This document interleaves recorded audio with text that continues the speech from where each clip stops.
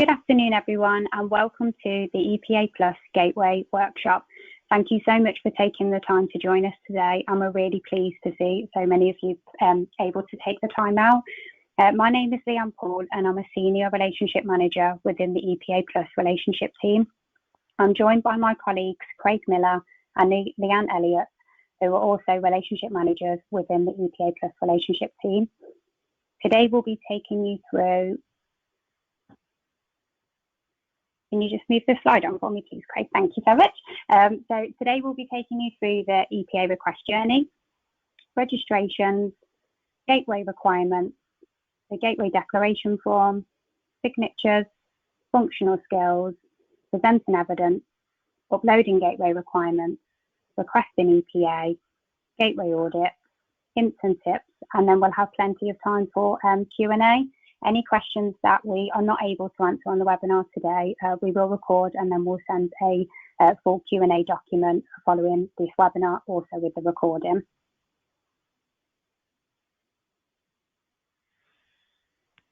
If you can just move on to the next slide for me, Craig. Thank you so much.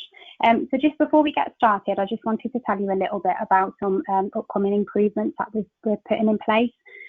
So we get lots of queries about gateway audits, which is the reason why we decided to put this webinar on today, but also following the feedback from our customers. From the 1st of June, we are improving the gateway audit experience, and this will include a streamlined process for the audit process, full guidance and support for all areas of the gateway audit, and this will be across all standards, mandatory templates, maximum requirements for portfolio of evidence, and guidance on voice and video recorded evidence. We'll also be following this webinar up with standard specific webinars, which will take you through gateway requirements, as well as the process, and also some hints and tips around the endpoint assessment. So we'll cover that later on in the webinar, but I just wanted to let you know that. And then also really exciting, from the 29th of March, we've partnered with Fika, which is a mental fitness app that apprentices are going to have access to. So any apprentice that successfully passes through Gateway from the 29th of March will be sent a link for Fika, and they're able to access the app. This can help prepare them for their endpoint assessments that are going to take place. We did send a communication out about this yesterday, but we've also got a webinar that's taking place on the 24th of March to provide further information. So we've popped the link on the slides. These will be sent to you. So if you can join that webinar, that would be fantastic. So now, hi everyone. So thank you very much for joining. I'm not sure if you heard my colleague Leanne Poole there talking. Can you let me know if you can hear me okay? There's quite a few people saying that they had no audio there.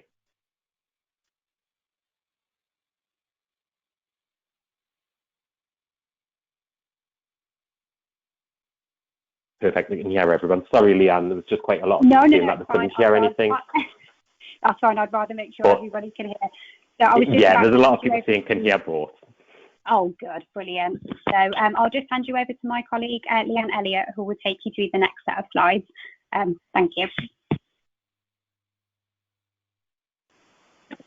Good afternoon, everyone. Thank you very much for joining today's webinar. Craig, could you just go back one slide for me, please? Oh, okay. Sorry, one forward. Apologies. So in terms of registration, so we ask that apprentices are registered on SEPA a minimum of 90 days prior to them being ready for endpoint assessment. This is in line with the ESSA funding rules, but also allows us to ensure that we have the capacity to take your apprentices through on their required date. Now, although they need to be registered a minimum of 90 days before, if you wish, you can register them at any point throughout their endpoint there on programme journey. We do find a lot of providers do register them at the beginning of the programme or once they've completed their non-qualifying period. If EPA is requested without being registered for 90 days, we can't guarantee acceptance through endpoint assessment. Where possible, we'll always try to support, but it very much depends on the capacity that we have available. So it is crucial that those apprentices are registered as soon as possible. Now, EPA Plus, we don't charge a registration or a withdrawal fee pre-gateway. So say, for example, you register an apprentice and they unfortunately come off programme, you won't be charged for that apprentice. We charge for endpoint assessment at the point of the apprentice being accepted through a gateway to start their endpoint assessment. Now, when you're registering the apprentice, if you can ensure that the apprentices are registered on the correct standard and also pathway, if that's applicable to the standard they're being registered onto, and these details match the ILR return that your MIS team produce. Now, we also ask us at the point of requesting endpoint assessment that you also check that those details are still correct, especially when it comes to the apprentice's contact details. So, for example, their employer, their contact number, and also their email address. As we do know, they can change, especially throughout the duration of an apprenticeship programme. So if you can ensure that they're kept up to date, so that then doesn't delay once the apprentice is accepted through Gateway in the booking process of the assessment components. Now, we do have a video available to support with registering apprentices, which can be found on the YouTube channel. We've linked it here, so you will be able to access this once receiving these slides after today's session. Okay. So in terms of gateway requirements, so the gateway requirements vary for each apprenticeship standard. Within our resources library, we do have a gateway requirement checklist for each apprenticeship standard that outlines the gateway requirements for that particular standard. So as you can see in the right hand side, there's a example of one of those, so we have those available. Now, also you can refer to the specification guidance document for each of the standards, which will go into detail sort of line by line on what is required. But the gateway requirement checklist is there as a reference. Just to make you aware, this checklist doesn't need to be uploaded to the apprentice's portfolio or evidence when requesting endpoint assessment. It's there just to support you with to ensure you have everything uploaded. Next slide, please. So now when it comes to the Gateway Declaration form, this must be signed by the tri-party, so that's the apprentice, employer and training provider, that you're all in agreement that the apprentice has undertaken all of their on-programme elements and is ready and competent to start their endpoint assessment. Now, we can accept wet signatures or digital signatures, and I will come on to digital signatures in a moment. So where digital signatures are used on the document, this would mean that the signature is typed in. So we would then need an email trail from the signee to confirm that they agree with the details set out within the Gateway Declaration form. And then that document, so that email trail will then need to be uploaded to SEPA to support the Gateway Declaration. So if, say for example, if the apprentice or the employer sign the Gateway Declaration digitally, if in the email trail they don't specify that their name and also the document that they're referring to, that they're agreeing to, unfortunately we can't accept that. So what we've done is we've created a template for you, which we'll come on to in a slide or two. Now, the Gateway Declaration form needs to be signed and dated within 3 months of submitting the apprentice to endpoint assessment. So say, for example, if that has been completed 3 months outside of the 3 month period, a new form will need to be obtained and signed by the apprentice and the employer before requesting endpoint assessment again. Next slide, please. So as I mentioned, where documents require a signature, we can accept a digital signature if a wet signature cannot be obtained. So for example, here we've included an email that you could share with the employer or apprentice, which they can send back to confirm their authentication. So for example, for an employer, it could be, I can confirm that the digital signature on the Gateway Declaration form for apprentice X is my own and was added with my permission, and I agree that they're ready for endpoint assessment. And then for the apprentice, it could be that I can confirm that the digital signature on the Gateway Declaration form is my own and was added with my permission, and I'm ready to undertake endpoint assessment. Now, when it comes to the COVID-19 adaptation, so whether that be a reflective account, a observation of practice, or a witness testimony, again, we all need wet signatures or digital signatures on those documents. And if wet signatures can't be obtained, we then ask for an email similar to the above template to be provided. Now, for example, if it was the expert witness signing one of the reflective accounts, the expert witness would need to provide the information that's on the document in the email. So, for example, their job title and also their highest qualification level as well. Okay. Thank you, Craig. So now on to functional skills. So as you're all aware, it's an ESFA requirement that apprentices complete functional skills as part of their apprenticeship programme if they don't have those qualifications before starting. Now, an apprentice completing a level 2 intermediate apprenticeship must achieve a level 1 functional skills in maths and English, and also provide an attempt at level 2. Now, with COVID at the moment, IFATE have put a dispensation in place. So although apprentices still need to achieve their level 1 functional skills, they do not need to show attempt at level 2 at the moment. And again, we'll keep you up to date on when those dispensations are going to be removed once IFATE has confirmed that. Now, for an apprentice on a level 3 apprenticeship programme, they must achieve a minimum of a level 2 functional skills, maths and English prior to entering Gateway.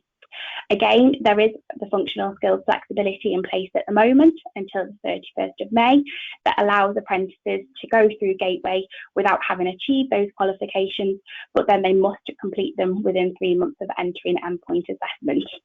It's when all options have been exhausted where the apprentices do not have the equipment to undertake that assessment. Again, further information can be found on the resources platform, or please feel free to contact one of the relationship team and we'll be able to support you further. So some assessment plans do stipulate that apprentices must also achieve ICT an ICT qualification or functional skills as part of their programme.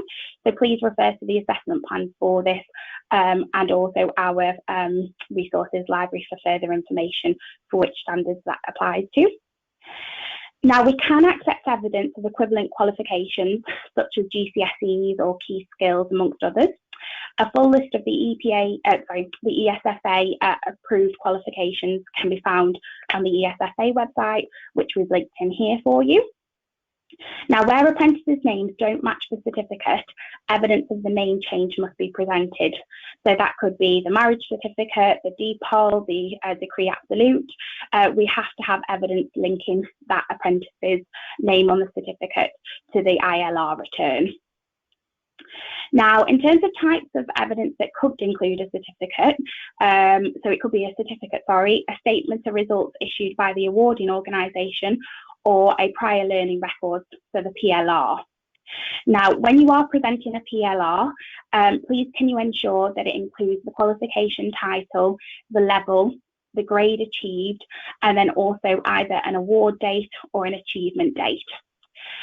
Please can you also highlight the qualification you wish to use for exemptions, as just for some PLRs, apprentices will have lots of prior learning, so just to identify which qualification you want us to use as exemption, so you can highlight that or put an arrow next to it, etc. That would be great. Now, where international qualifications are used, these need to be supported by a NARIC statement of comparability to confirm that we can use that certificate as exemption. So when you do upload the NARIC statement of comparability, please can you also upload the original certificate that the NARIC compares the qualification to, as we just have to have both parts of that. Now, if an apprentice has an education, health and care plan or a learning disability assessment or a special education needs form, please refer to the ESFA funding rules for further information, as they may only have to achieve entry level 3 in their maths and English. So further information can be found in the ESFA funding rules. Okay, thank you. So in terms of presenting evidence, so with regards to the zip folders and the naming conventions and recordings, so the EPA portfolio should be presented in a way that's easy to understand and navigate, and this includes naming conventions of evidence.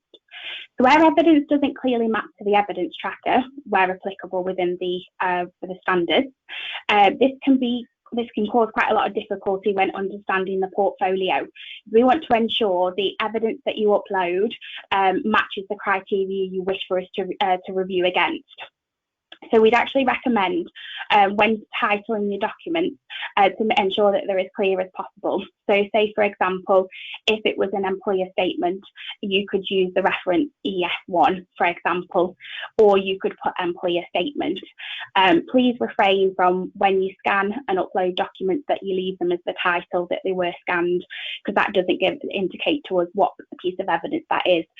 So when the endpoint assessors and the apprentices are undertaking the professional discussions, it's hard when the endpoint assessors ask specific questions about documents for the apprentice then to identify that document at ease.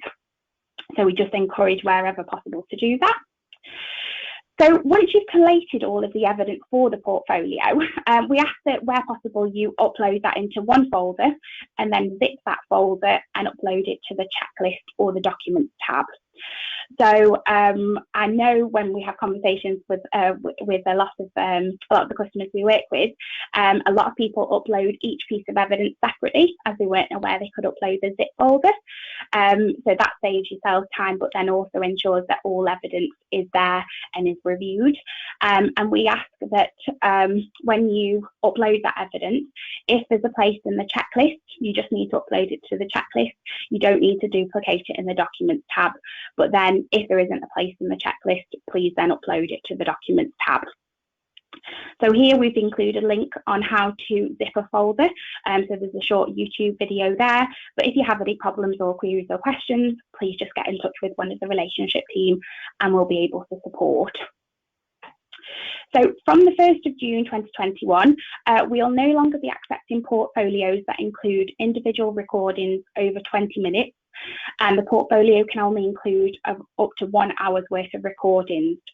And where discussions may have been used to where apprentices have additional support requirements, you're able to submit a special consideration for that apprentice.